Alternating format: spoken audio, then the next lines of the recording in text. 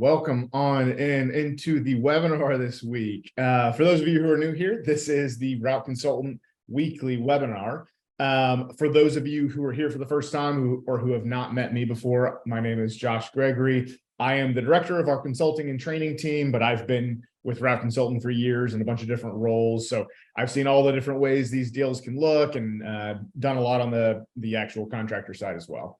So for all of our regular attendees, welcome back. And whether you are brand new here, never looked into FedEx at all before, and this is your first time even hearing about it, or you have been a contractor for 30 years, we still want these webinars to be a place where everybody can come together, learn something, have a little bit of fun, and hopefully any questions you have will get answered today.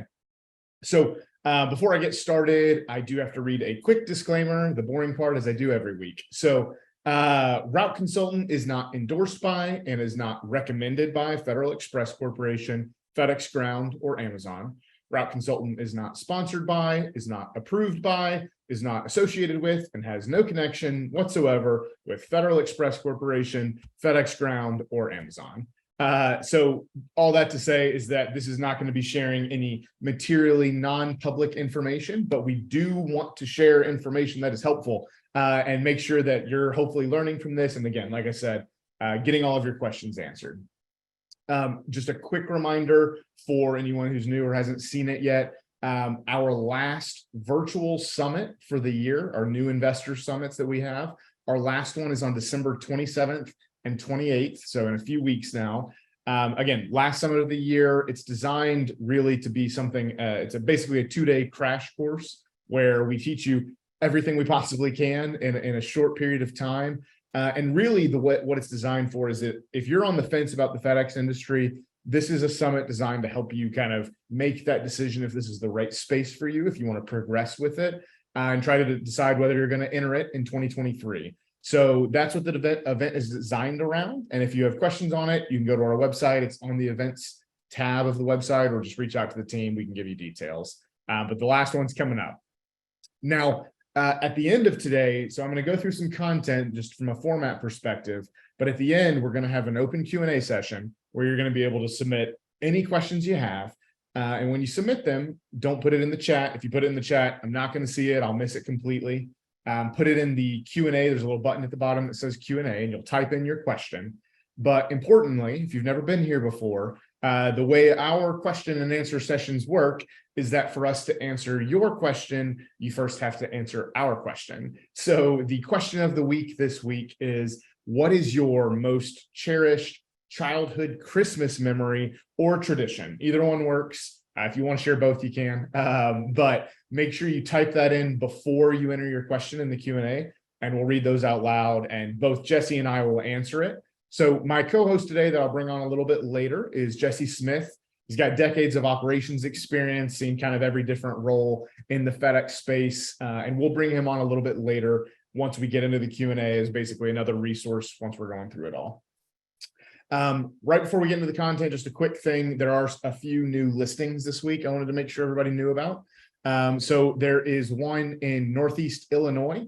It is 11 P&D routes at $1.2 million.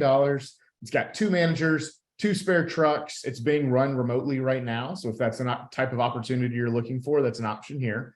And it's a really dense area, about 15 average daily miles, which is really unique. It's rare to see something that dense. And they also have 8 spare drivers available right now.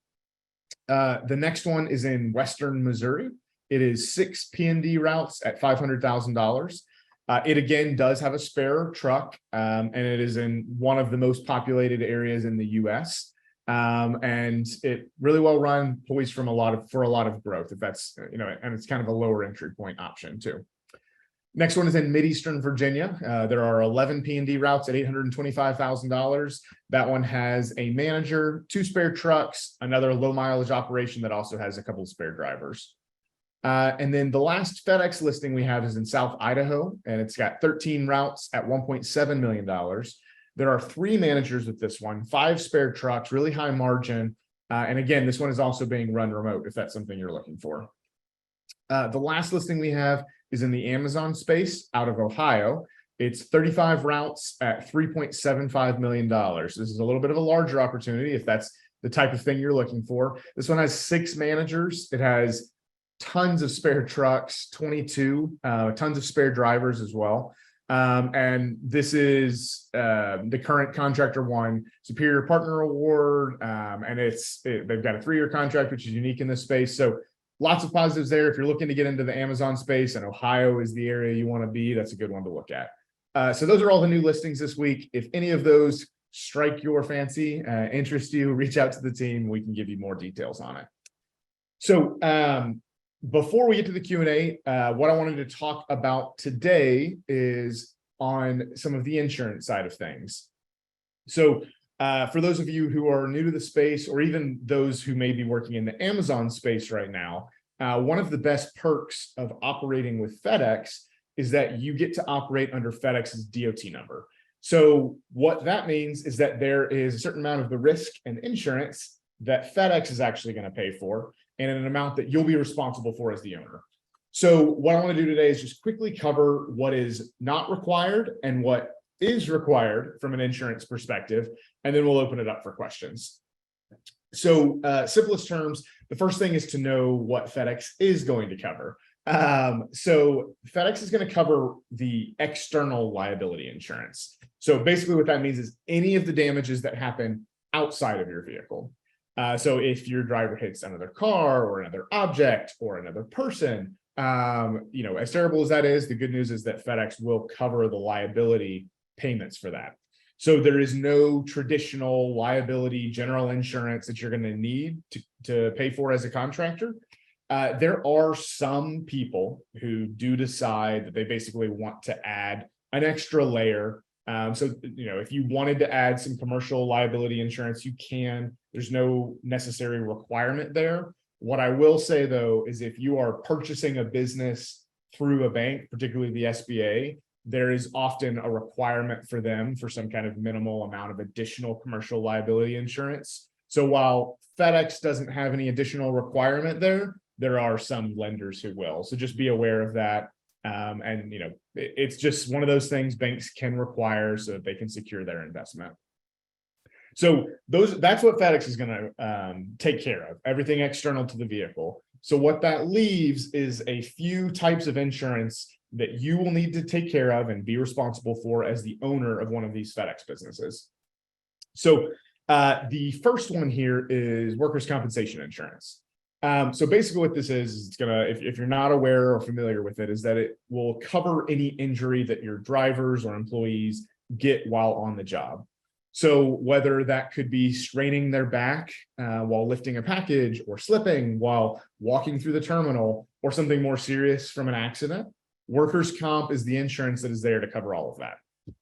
Now, the actual rate that you are going to pay for workers' compensation is a calculation that is made by the insurer that essentially just reflects how likely it is that they think you are to have a workers' comp claim. So the way it's actually calculated is there is an average rate for the state for your industry that reflects kind of the average safe operator. But the actual rate you're going to pay is determined by how safely your operation operates. So over time, the safer your operation is, the more your rates will go down. And additionally, the more accidents and more safety violations, the more claims that are outstanding that you have, the more your rate could increase.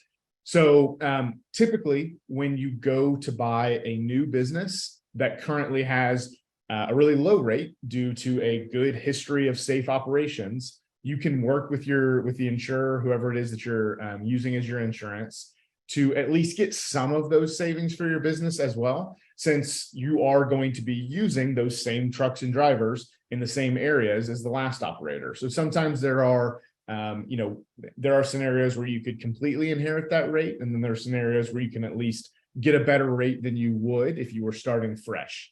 And then on the other hand of things, if you're buying an operation that hasn't been so safe and has basically had some escalating insurance rates, you can always start fresh with the average rate for the state. So you're never going to have to take a bad rate, but there are scenarios where you can end up with a better rate because you're inheriting the same trucks and drivers. And when you're thinking about your insurance expenses, the biggest expense on the insurance side is going to be this workers' comp piece. So when you're thinking about things to prioritize and look for ways to run more safely, to handle your claims better, if you're trying to minimize your insurance, you should focus on strategies for workers' comp and spend less time on the other pieces that I'm going to talk about in a second. So that's the first one, workers' comp insurance. The next is related to physical damages to your truck. So even though FedEx is going to cover all of the external liability in an accident or anytime your driver hits something, you're still going to need insurance that's going to cover the actual damages to your own vehicles. Now, contractually with FedEx, this used to be a requirement. It's not anymore. So technically, you do not have to have physical damage insurance, but if you don't, you'll be responsible for paying any of those damages out of pocket. So you now have the choice. I would say the vast majority of contractors have some amount of physical damages insurance, but you don't have to have it anymore. There are also strategies people use. We've done it ourselves a lot of times in our operations where you can lower the stated value of your vehicles, basically to pay lower monthly premiums, but you'll get less coverage in the event of an accident. So it could be, you could see it as a gamble, but more of what I would say to be thinking about is it can be a great strategy if you have spare vehicles or older vehicles, where if you lower the value of those vehicles on your insurance plan, you'll pay less per month and you really don't need as much insurance coverage for those that are hardly ever on the roads or just aren't worth as much money. So there's little things like that you can do to save on your premiums around physical damages. So that's the second one. So workers' comp, physical damages. The third one is something called non-trucking liability, or NTL. You'll hear it referred to often. On the line haul side, sometimes people say bobtail or deadhead insurance, but NTL is really the same thing. That's what it is. So basically, this is insurance that's going to cover you in the very rare scenarios that your truck is damaged while not providing services for FedEx. So if it's out on the road and you're not delivering any packages, there's no packages on board. So if you have drivers who take the trucks home at the end of the day, there could be scenarios where they are driving without anything on board related to FedEx. It's actually really rare though, because even at the end of the day, if your driver's returning to the terminal, there's a really good chance that on their route, they had some kind of pickup or some kind of package that wasn't able to be delivered. So as long as there's at least one package on the truck, NTL doesn't apply. It's purely for if you're not servicing the territory and not carrying any load for FedEx. And it is extremely rare that you would see any kind of payment here. It's a low annual expense in terms of what you're paying, but the chances you'll actually see a non-trucking liability claim are very low. Most contractors will never see anything here. And I've even talked to lots of insurance brokers that have never seen a non-trucking liability claim. So they're very rare, but regardless, it is still a requirement. Contractually, FedEx does require you to have non-trucking liability. So it's something you have to have. You probably won't ever run into it, but I just want to make sure you know what it is and that you have it. Now, those are the ones that before, this year, everyone had and didn't really think there was any other required one. There is one more that is, it's in the line haul space. We've been talking about it for most of this year, but the actual effective deadline is next month. So that new insurance is Employment Practices Liability Insurance, EPLI, and it is a new insurance requirement for all FedEx contractors, P&D and line haul. And the effective date is now January 23rd. So it is rapidly approaching. Now, EPLI is something we've actually recommended contractors to have for years. We've used it for, a decade. But so it's really not a bad thing that this is coming out as a requirement. It's something that we think all contractors should have.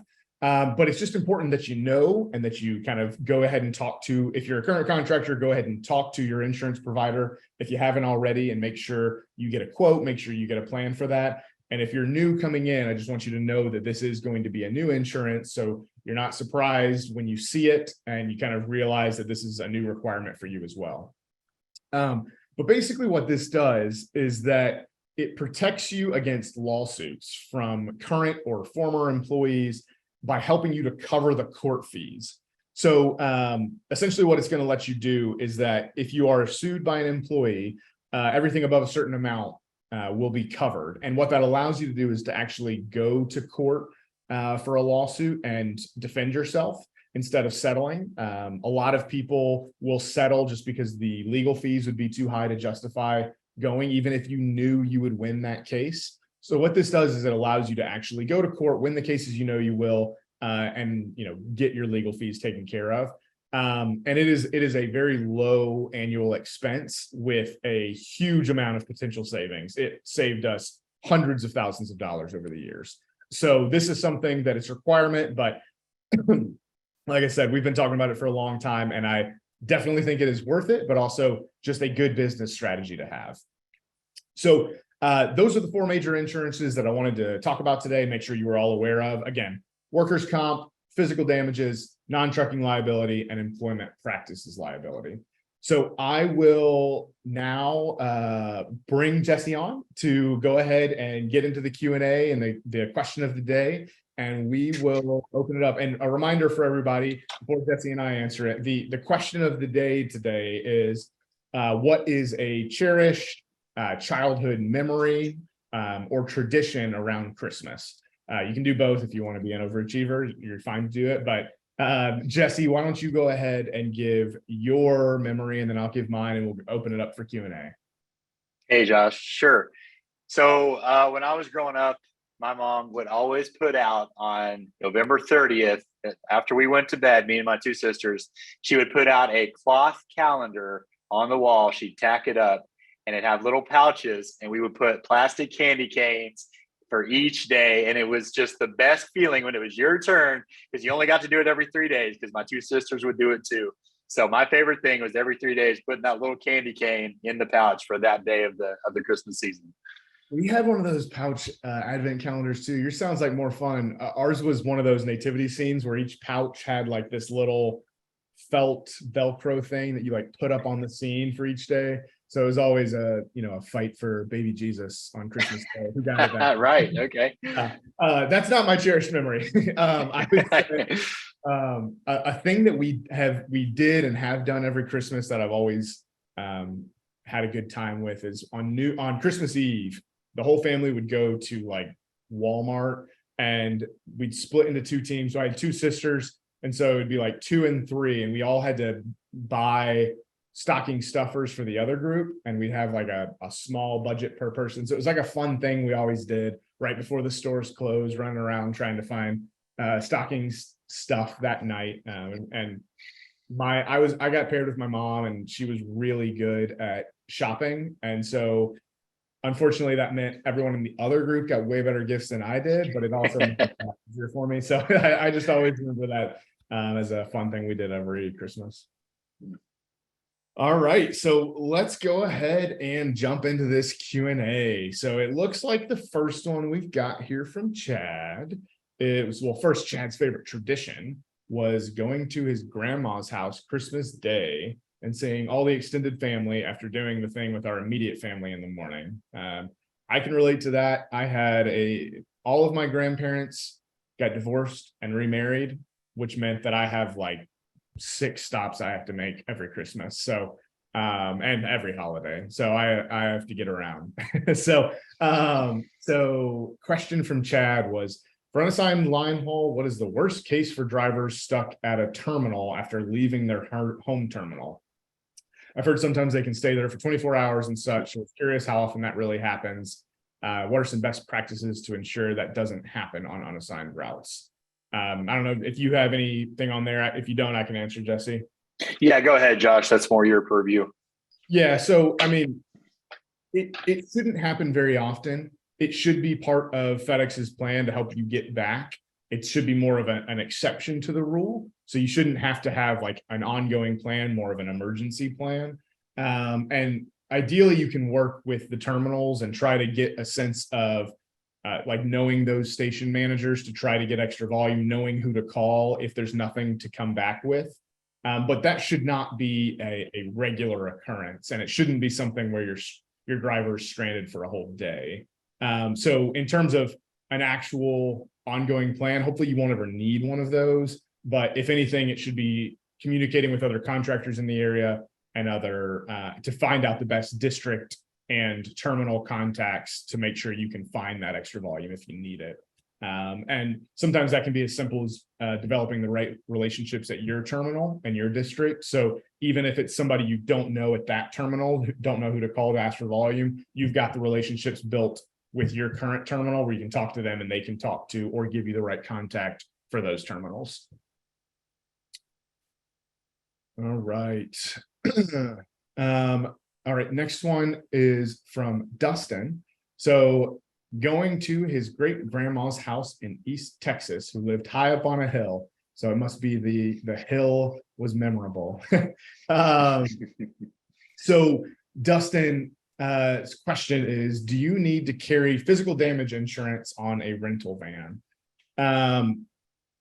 So there are basically clauses, and you will need to have some kind of insurance, but that's typically a part of the rental agreement when you're getting a rental vehicle. So it's typically with the rental company. So if for some reason the rental company doesn't have any renter's insurance that you have to have, FedEx again does not require it for physical damages, but that would again be a situation where in the event of an accident, you would be the one dealing with the damages. So there are gambles and things you can do there. So that's always a choice, but there is no FedEx requirement there, even if, but I would say 9 times out of 10, the actual rental company will probably require something, and it'll be part of the deal.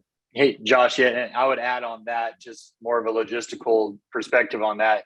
The reason I think that's required by the rental company and not FedEx is that these trucks are not going on your permanent contract, right? So these are not something that you have to show that you have insurance on because they're part of your, what we call the Schedule B, the list of official trucks on your contract. So they will want to add these vehicles to your sort of your temporary list, right? But that's going to be, as you said, it's going to be part of what the rental company requires, not what FedEx requires, because it's not on your permanent list of trucks that are going under FedEx's DOT number, et cetera, et cetera. Yeah, that's right. Yeah. So another thing too, just while we're on the topic of rentals, one of the big major thing that you need to, and all rental companies should have this, you should be able to get it from them, but Vetter, which is the two-way camera systems that are on all the vehicles, you will have to get a portable Vetter system for rental vehicles. So even though you don't have to go and outfit them with a permanent camera system, there are portable Vetter systems that you have to have. And so that's something that wasn't always required, but it is this year in particular, and will be moving forward. So while we're in the middle of times like peak season, it's something everybody needs to be aware of. So if you have any Q&A, if you've got questions today, make sure you send it in. We don't have, there's one immediately. Speak of the devil. So Brandon's question. So growing up in the UK, tradition was to go to the pub on Christmas Day, midday, and go back home when Christmas was ready. I love that. Very English. Yes. Yeah. So his question is, being a Canadian citizen and wanting to start in this business, what legal issues may I have and how much help would I receive? So a couple of things there. One, FedEx is in Canada. So there are FedEx routes you can buy in Canada. We can help with that. But if your goal is to operate and live in the US, typically you are required to be a US citizen. What I'll say is that there are visas and things that we can help you kind of guide through. If your goal is to for sure work and own an operation in the US. There are scenarios too where maybe there's no good way for you to be qualified to be the authorized officer for the operation, but you could have a business partner or someone else who is a citizen where you can set up the shareholder information where they may be the one who has signing power on the contract, but you have most of the equity or a shareholder. So there's lots of things we can do there if we needed to, and we can help you through all of that. Dustin has a follow-up question. So you can answer this at a high level. So Jesse, do new hires and drivers need to have driving experience? So that's a yes for line haul and a no for P&D. So I'll touch on the P&D part here, Josh. So that is actually one of the recent changes that FedEx has made to the ISP agreement. They're switching everybody, new and existing drivers, all are switching over to a standardized defensive driver training course called QualCert. And so all drivers have to complete that. And that is in lieu of the previous requirement that you had to have 1 year in the last 3 years or 5 years out of the last 10 years of commercial driving history. So everybody's got to go through the same course, the same safety training. And that's in lieu of that driving experience requirement. So that is no longer something that is required. And it's great because now that's just opened up your hiring pool way wider to the general public, not just those people that have specific experience. So now, as we like to say, you can hire the right person and sort of make them into the safe driver instead of having to hire people that had hopefully some techniques that would already make them a safer driver. You're not limited to just those people anymore. Yeah. And there will be, and there is some challenges in transferring from that old safety training model to this one. But in the long run, this is going to be great for the industry. You know, we always had drivers that, you know, they had driving experience, but that could be, you know, a pizza truck, it could be Uber, it could be anything that qualified there. And that didn't always mean they knew how to actually drive or had really valuable driving experience. So now that there's kind of the uniform standardized training system, we can make sure that everyone's at least gone through a course, at least had drivers training for the type of routes and operations they're going to be doing with this business. So on the whole, it's a good thing, but yeah, you don't need any driving experience. Line haul, one, you do have to go to CDL school, and you do need some FedEx experience as well, as an actual driver before you can operate. Okay, we have a follow-up question from Chad. So his question is, for line haul, first off, is a transportation service provider agreement the same as a Schedule A? And we can, in terms of sending you kind of a redacted copy of a contract, Chad, I can do that. But just so transportation service provider agreement is a TSP is generally how you'll hear it said. For P&D, those are the independent service provider agreements. So an ISP, those are kind of the same thing. It's basically the contract with FedEx. So those are the overarching contracts, and each of those contracts will have a series of schedules. Schedule A is one of them. So the actual Schedule A kind of details what a dedicated run, what an unassigned run. It's a bunch of definitions of certain things that are a part of the contract. There's an A1 that you may be thinking of that actually details the runs that you have as part of a line haul business. But there are lots of schedules. There's about 10, and they're completely different for P&D. So we could go through all of those, but I think those are going to apply more to the individual businesses you're looking at, and we can send those to you, Chad, if you reach out to the team, or at least, like I said, a template version that doesn't have any identifying information. All right. So Gabriel's question, well, first is tradition, celebrating on Christmas Eve, a late dinner, and then opening presents at midnight together. That is fun. I could never convince my parents to allow that. So glad that you had that tradition going up. That's fun. His question is, will rental trucks be required to have the new equipment that is due September 2023? We don't know for sure yet. So that's one of those things from a detailed perspective. FedEx hasn't given all the details on. I would expect that most likely they will, but they may make exceptions. So what he's referring to is in September 2023 of next year, there is a new requirement coming out around FCAM, which is forward collision accident mitigation technology. So that it's basically an automatic braking system and detection system. And as of right now, the deadline is that after September 2023, all new vehicles you add to your business have to have that technology installed.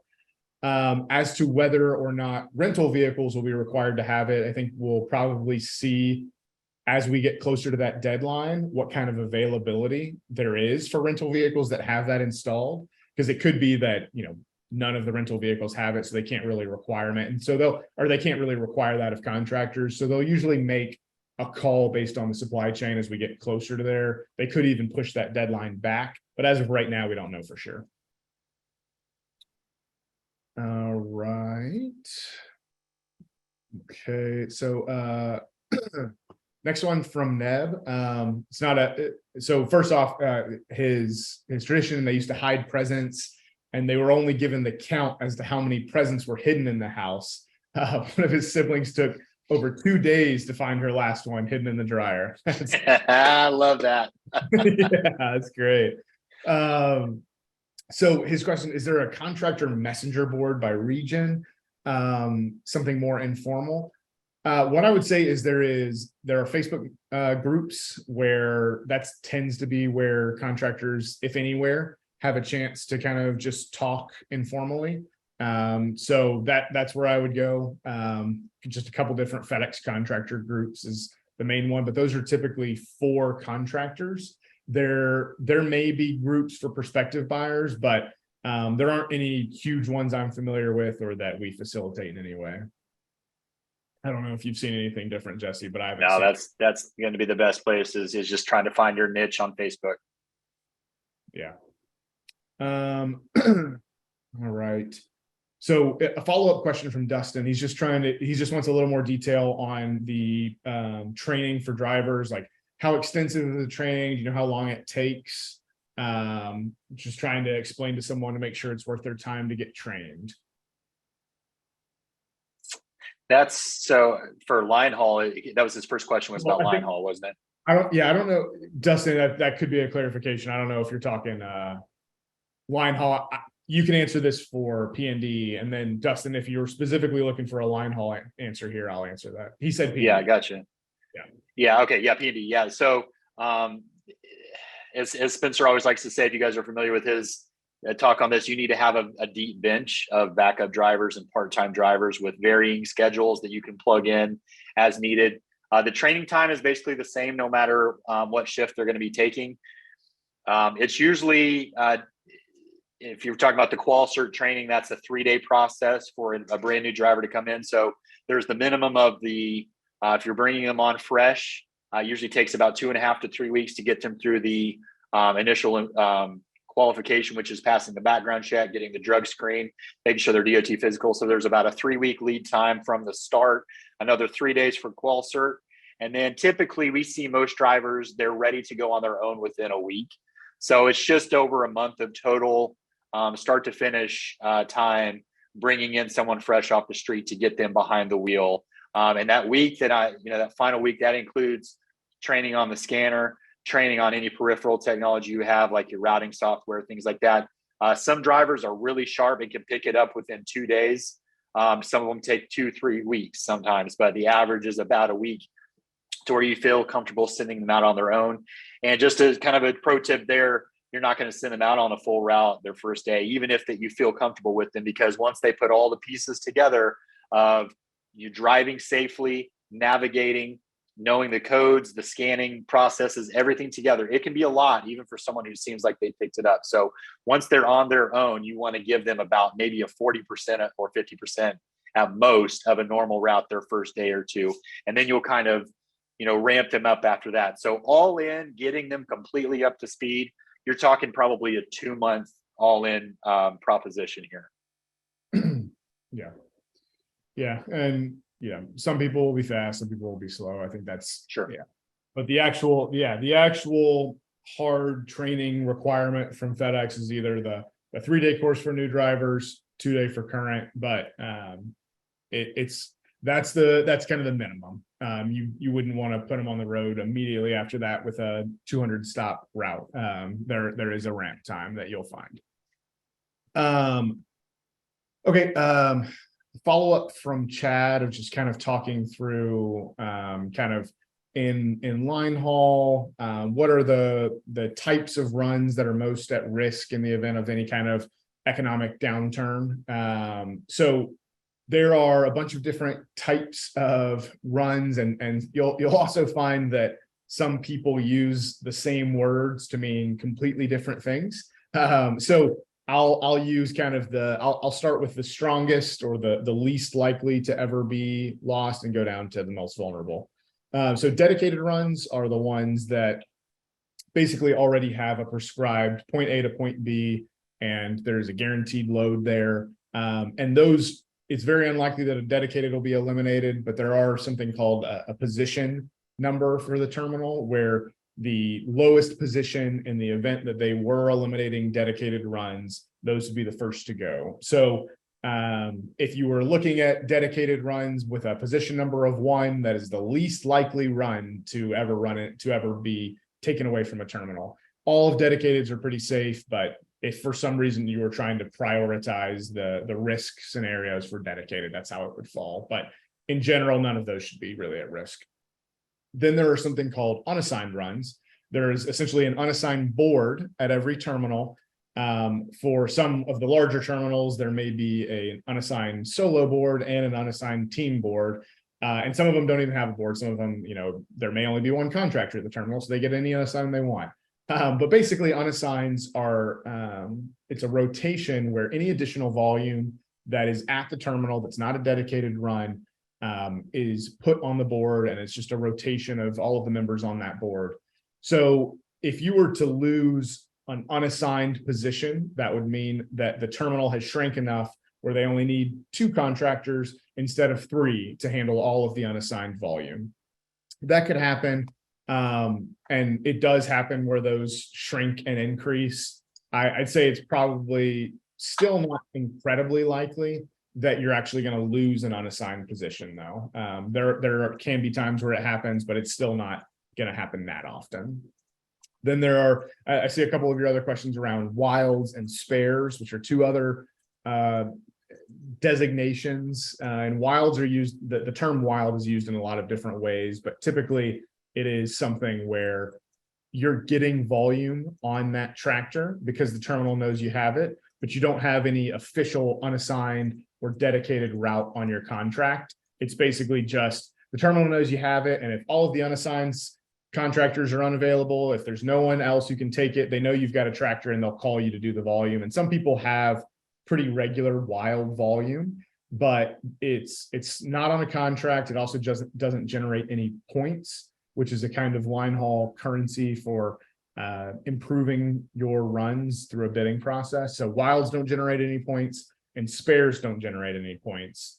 And so wilds and spares, if there's an event of any kind of recession, those would be the ones that are if there's no extra volume outside the unassigns, wilds and spares aren't going to be getting any volume. So that's kind of how I would rank them in terms of risk. But generally, at least right now, there's still many terminals in the country that are underserved and are having to go to third parties because there's more volume that is needing to be delivered by that terminal in the line haul space than what they are able to provide with their contractors. So there are still third parties FedEx is having to pay in the line haul space to take runs. And then let's see. Next one here is from RG. So do the safety analytics in a P&D truck provide real-time data of hard braking and accelerating and cornering so that coaching can be done immediately? So Jesse, do you have any answer on that one? Yeah, and this is a great place to talk about Hello Truck Lease, honestly, because this is one of the big selling points for that.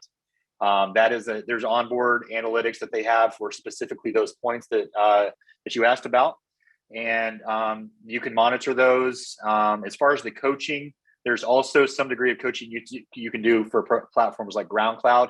They're not going to have.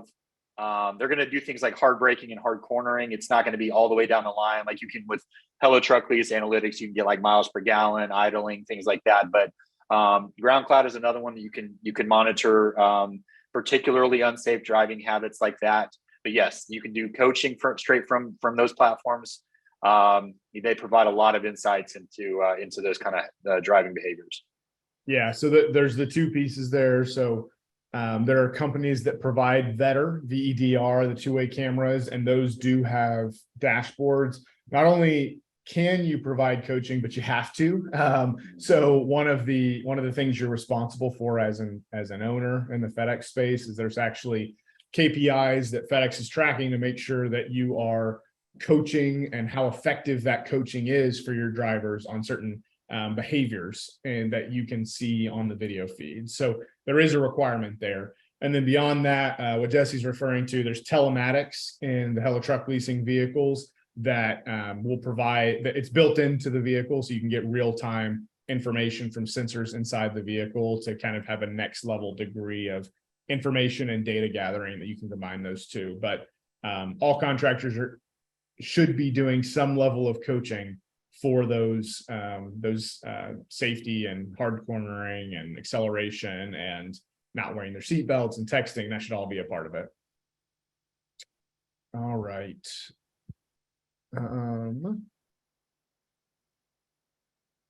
Okay, just I don't know if you've heard anything new here. This is one from Neb. Just what has volume been like for peak season so far, or what are we projecting for the rest of the year? I don't know if you've heard anything there, Jesse. There's been a lot of surprises in terms of the robust volume that we've actually seen. So in terms of where we go from here, I think it's pretty up in the air.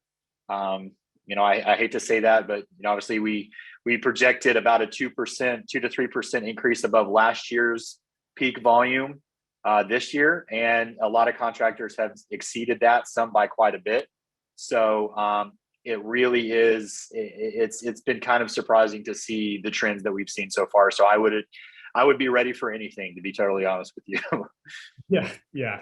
There are some. I've talked to some contractors who it's about what they expected, nothing crazy. And I've talked to some where their volume in one day is higher than for FedEx projected for weekly volume. And it's just all over the place. But I can tell you for sure, before peak season, we were not expecting any of those high volume days. So that has been a good and bad surprise. It's good that the volume's there. Like, we like to see that, but too much volume hurts just as much as too little if you're not prepared for it. So yeah, Josh, and I was going to say, for new investors too, one thing you may want to be aware of in the market that you may be looking at is your places right now, like Fort Myers. Obviously, they're pretty far behind based on the recent hurricanes and things like that. So situations that are that catastrophic can take months, or even more than a year in some cases, in the worst cases, to recover from. So just keep that in mind as you're looking at, here or there.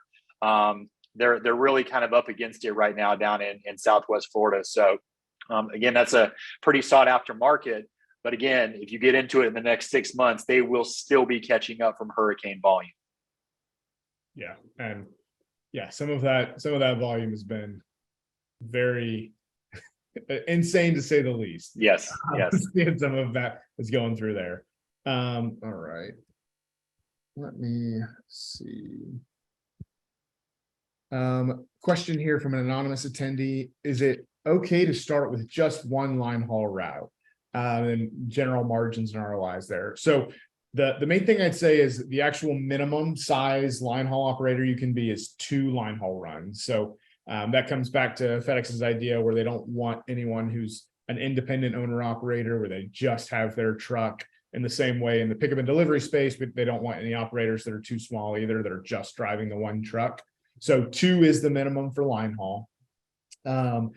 Margin and ROI are going to depend on lots of things, but in general, we see margins everywhere from 15 to 35% or more. But a lot of that is going to depend on your mileage. Like, that's one of the biggest things in the line haul space, is how many miles are you doing in a week?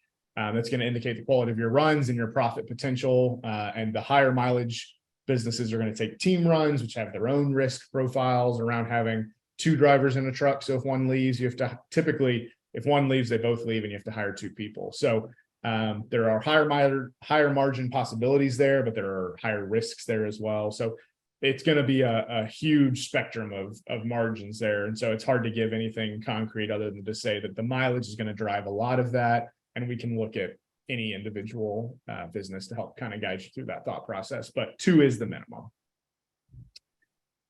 All right. Let me see.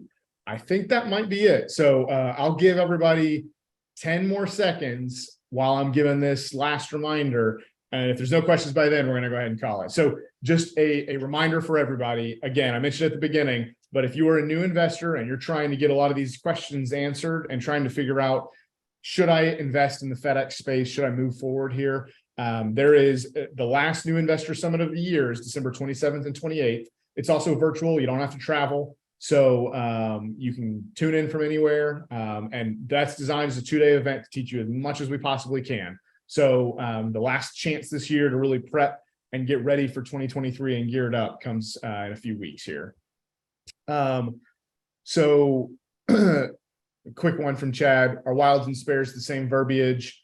Sort of. A lot of people use it interchangeably. A wild is typically should be something where you're still getting volume, but it's not in the contract. Spares are something technically where you're not, it's, you know, you're not running those, and they're not getting volume. They're just an extra truck, but people use those interchangeably because the line's a little bit blurred in terms of how they're actually used. So it's just important to get clarity from the seller as to what they mean when they're saying wild or spare. Amazon line haul, yes, you still have to have a CDL, from Logan. And then the last question here, it's hard to give an answer to this question, but it's from an anonymous attendee. Is it worth buying a small P&D business with only 500,000 in revenue? That is very difficult to answer because it depends on what you're looking for. If you're looking to enter the space, it just depends on, is cash flow the most important? Is there a minimum cash flow that you need to see? So all those types of questions are things that we would look through. If you came to us and we're reviewing a particular business, we could talk through your goals. It's what our consulting program is designed to do, is to understand who you are as a buyer, what your goals are, what you're trying to achieve, and help you find a listing that helps achieve those goals and check all of those boxes. But I think that is it. So Jesse, really appreciate you being on here and joining today. And thanks everybody for coming out. If you have other questions, send it to info@routeconsultant.com. Reach out to us and we will try to get as many of those as answered as we can. We'll connect you with whoever you need to talk to on the team. Other than that, thanks everybody for another great week, and we will see you next week for another webinar. Thanks, guys. Bye.